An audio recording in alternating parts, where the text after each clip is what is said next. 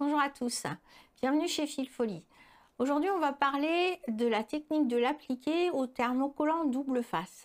C'est une technique qui est rapide et facile à utiliser et elle va vous permettre de réaliser des appliqués qui sont très précis en taille et qui vont être plus faciles pour les débutants que la technique classique du rentré à l'aiguille. Pour cette technique, on va utiliser un voile thermocollant double face, ce qui veut dire qu'on aura du collant des deux côtés du papier support qui nous permettra de coller à la fois sur l'appliqué et ensuite de coller cet appliqué sur le tissu support.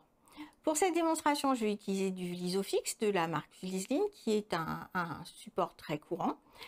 L'intérêt qu'on va avoir à utiliser cette technique, ça va être qu'on va d'une part pouvoir placer directement sur notre patch nos appliqués où on le souhaite et ils vont pouvoir être fixés, donc on n'aura pas besoin d'épingles. Ça sera plus facile si on veut rebroder les bords parce qu'on n'aura pas de gondolage et ça sera aussi bien plus facile si on veut le passer à la machine à coudre et on veut faire nos bords d'appliqués à la machine à coudre. La deuxième chose qui va être intéressante, c'est qu'on aura des bords très propres, très nets, et on va pouvoir éventuellement se passer de faire de la broderie autour et on pourra juste les laisser appliquer tels quels. Pour cette démonstration, je vous ai préparé un petit modèle qui est celui-ci. J'ai utilisé des chutes de vol d'oie. J'ai fait beaucoup de vol d'oie ces derniers temps, j'avais plein de chutes. J'avais envie d'en faire quelque chose. Et vous voyez, j'avais pas envie de les rebroder parce que j'avais envie qu'ils soient très nets et qu'on ne perde pas finalement le tissu et le dessin de notre tissu. Par contre, j'avais envie de souligner la forme et donc je l'ai fait avec du quilting et plus qu'avec un bord d'appliqué. Donc ça m'a été possible grâce à la technique du Vlisofix. Sans cette technique, j'aurais pas pu parce que si j'utilise un entoilage classique, un thermocollant une face, je vais devoir bien sûr le fixer ensuite à mon tissu de fond et je vais devoir refaire un point de feston ou un autre point de broderie quel qu'il soit de façon à pouvoir fixer l'appliqué. Maintenant, je vais vous montrer la technique. On va prendre pas à pas. Je vais encore utiliser des chutes de vol d'oie parce que j'en ai et je vais les utiliser pour faire un set de table avec cette idée d'avoir toujours deux couleurs et d'en mettre une dans chaque angle. Donc, je vous montre le papier Vlisofix, le thermocollant Vlisofix et vous allez comprendre comment on peut l'utiliser. Le thermocollant Vlisofix, il a donc deux faces qui sont les deux collantes. Toutefois, il a une face qui est rugueuse, on le sent au toucher, et une face qui a un deuxième papier qu'on va retirer dans un deuxième temps. Donc la technique, c'est qu'on va d'abord prendre le côté rugueux et on va placer dessus nos différents appliqués. Moi, ce que je voulais, c'était agir rapidement. J'avais pas envie de passer beaucoup de temps sur ce modèle, j'avais envie d'utiliser mes chutes et de voir ce que ça faisait rapidement. Donc en fait, ce que j'ai fait, c'est que j'ai pris un grand morceau de Vlisofix, côté rugueux, j'ai placé toutes mes petites coupes et je vais maintenant les coller, les encoller avec le fer. On va optimiser l'utilisation de notre papier Vlisofix et donc on va faire en une passe, on va préparer tous nos appliqués. Donc j'essaye d'optimiser l'espace comme vous voyez. Alors, ça pourrait peut-être être encore mieux. Voilà, comme ceci. Alors surtout ne faites pas chevaucher à ce stade-là parce que si vous chevauchez ensuite, vous allez être collés, les morceaux vont être collés les uns avec les autres. Voilà, alors je peux me permettre de laisser des petits fils parce qu'ensuite on va redécouper très proprement ce qu'on a, nos morceaux, nos appliqués. Donc, une fois que j'ai fait ça, je vais placer ma feuille délicatement sur mon support de repassage. Hop. Et je vais préparer le repassage. Alors ce qu'il faut savoir, c'est que donc ce côté rugueux, évidemment il est collant, sinon on ne pourrait pas coller aux appliqués. Donc qui dit collant, dit si je repasse comme ça en l'état, bien sûr ce qui va se passer c'est que je vais coller la semelle de mon fer. Donc je vais utiliser du papier cuisson, très classique, hein, c'est celui que vous avez dans votre cuisine. Je vais le placer par-dessus, l'intérêt aussi c'est qu'on voit au travers. Et donc, vous allez vérifier qu'il n'y a aucun morceau qui se chevauche. Donc, je vérifie bien. Normalement, ça a l'air bon. Ah non, là, vous voyez, il a bougé un petit peu. Il se chevauche et ça va poser souci. Voilà. Hop. Et là, maintenant, vous allez à faire chaud pendant 5 à 10 secondes. Vous allez appliquer votre fer comme ceci pour coller. Donc, sans trop bouger, vous voyez, tout doucement comme ça. Vous restez quelques secondes, 5, 10, ça peut faire beaucoup. C'est vraiment le maximum, 10. Hein. Voilà. Encore un petit peu et je repasse partout. Si jamais c'est pas assez collé, vous pourrez repasser le fer, bien sûr. Voilà. Alors, maintenant que c'est terminé, je vais décoller.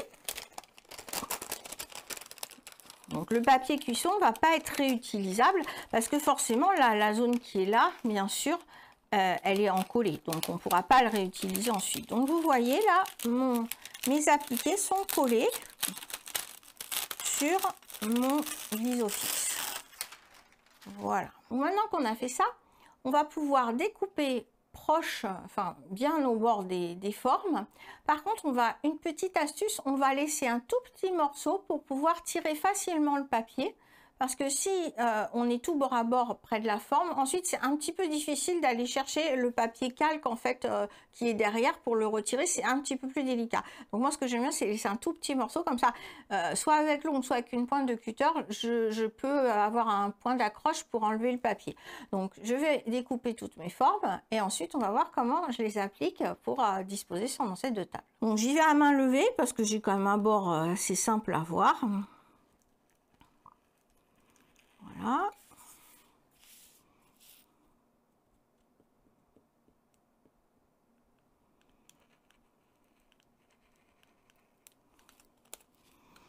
Et là, donc, on va faire le premier entièrement ensemble. Et on va voir qu'on va laisser un bout de l'autre côté. Une partie du papier. Hop, vous voyez, je tourne un peu et je me laisse un petit bout. Hop. Pour pouvoir tirer. Comme ça, j'ai une languette, hein, vous voyez. Et ensuite, eh bien, ça va être simple de retirer le papier. Je vais faire ça sur tous les appliqués. Et ensuite, on va retirer le papier et disposer nos appliqués. Voilà, j'ai terminé de découper l'ensemble de mes appliqués en leur laissant une petite languette, comme je vous l'ai dit, pour faciliter le retrait du papier à l'arrière. Et justement, c'est ce qu'on va voir maintenant. Donc, on a notre appliqué qui est collé. Je vais retirer un petit fil, ce que j'ai pas. Vous voyez, là, j'ai pas coupé assez près du bord. Donc, on a un bord un petit peu moins net. Mais comme on a, c'est tout bien collé, il suffit de recouper et on a quelque chose de très propre. Donc là, j'ai laissé une petite partie. Donc, l'appliqué est bien collé. Derrière, on voit qu'on a le papier. Donc là, maintenant, il s'agit de le retirer. Donc, comme je me suis laissé une languette, je vais retirer facilement mon papier. Je vais pouvoir mettre le pouce. Alors, soit le pouce, soit un petit coup de la lame du cutter. Là, j'attrape le bout. Je tiens la languette. Et je tire.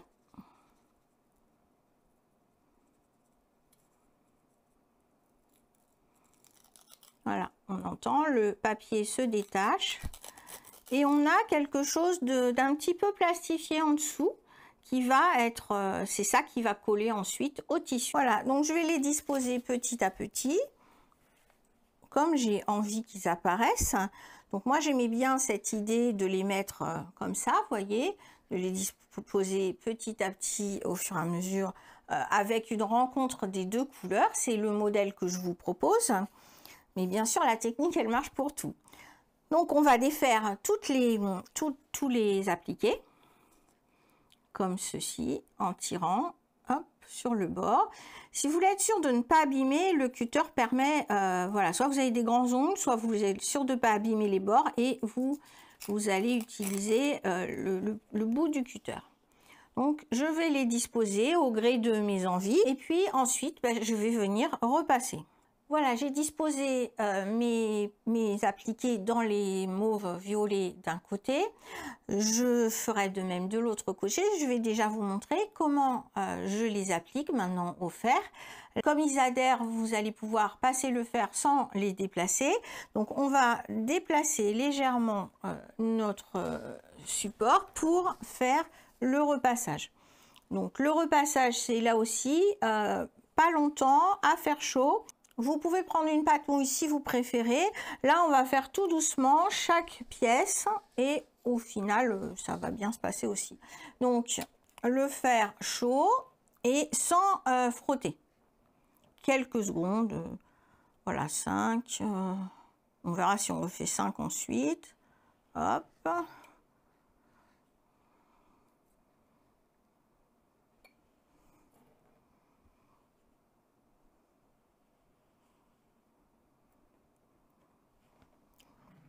On vérifie que tout est bien collé, on repasse un petit coup pour être sûr.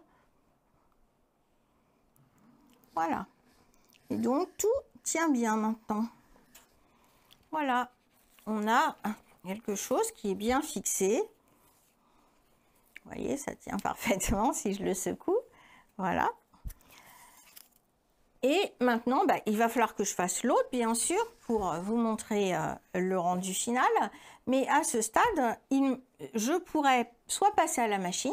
Donc, effectivement, si je passe les tours, ça va être très simple de mettre dans la machine parce qu'on va pas avoir d'épingles qui nous gênent. On va pouvoir passer notre machine au plus près, voir bien ce qu'on fait. À la main, c'est pareil, on ne sera pas gêné par des épingles, on pourra faire nos points à notre aise. Et puis, avec la solution que je vous proposais, qui est un petit peu différente, mais qui laisse quelque chose de très épuré, on a aussi une facilité de travail quand on va quilter derrière. Donc, on va faire le tour. Donc là, je peux tout à fait faire la même chose. Mon idée, c'est effectivement d'avoir ce set de table avec ces appliqués comme ceci qui rappellent les formes et le quilting, pardon, pas ces appliqués, ce quilting qui rappelle les formes et le quilting autour des appliqués pour souligner les formes. Donc on a deux formats différents du modèle que je vous propose, mais l'idée est la même, c'est des chutes de vol d'oie, de couleurs différentes et la fusion des couleurs et le quilting qui souligne tout ça. Maintenant, je fais pareil avec le rose. Je termine, je vous montre le résultat final. Voilà, j'ai terminé l'ensemble du projet. J'ai appliqué mes morceaux, mes pièces roses et j'ai quilté l'ensemble et puis j'ai fait bien sûr le biais pour qu'il soit terminé. Donc vous voyez, ça fait un set de table qui est assez sympa. On a ces deux couleurs. Finalement, j'ai pas fait forcément ce que je souhaitais, ce que j'avais en tête au départ, c'est-à-dire de faire ces rappels-là au niveau quilting. J'ai bien quilté tout le tour, ça c'était le propos de cet ouvrage, de ce projet. Mais par contre, en fait, cet espace, comme on n'est pas carré mais qu'on est rectangulaire, cet espace se prêtait mal à faire la reprise en pyramide comme ça.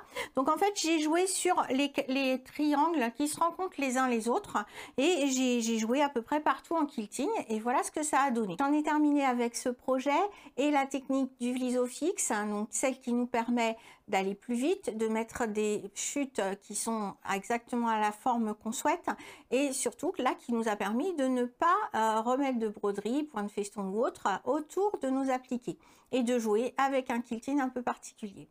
J'espère que ce projet vous a intéressé, vous a plu, vous a donné des idées. En tout cas, je vous remercie d'avoir suivi cette vidéo et je vous dis à très bientôt.